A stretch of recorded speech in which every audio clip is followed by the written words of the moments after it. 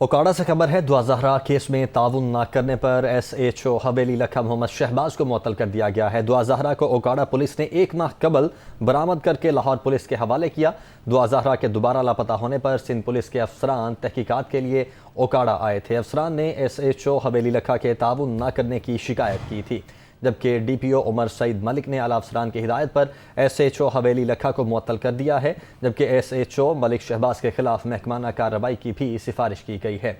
1 माह कबल SHO हवेली मलिक शहबाज ने दुआ ज़हरा और उसके खावंद ज़हीर को बरामद किया था। तो दुआ ज़हरा केस में ताउन न करने पर SHO हवेली लखा मोहम्मद शहबाज को मुअत्तल कर दिया गया है। दुआ ज़हरा को ओकाड़ा पुलिस ने 1 माह कबल बरामद करके लाहौर पुलिस के हवाले किया था। दुआ ज़हरा के दोबारा लापता होने पर सिंध पुलिस के अफसरान तहकीकात के लिए ओकाड़ा आए थे। अफसरान ने SHO हवेली लखा के ताउन न करने की शिकायत भी की थी, जबकि DPO उमर सईद मलिक ने आला अफसरान की हिदायत पर SHO हवेली लखा को मुअत्तल कर दिया है। बड़ी खबर है, दुआ ज़हरा केस में ताउन न करने पर SHO हवेली लखा मोहम्मद शहबाज को मुअत्तल कर दिया गया है।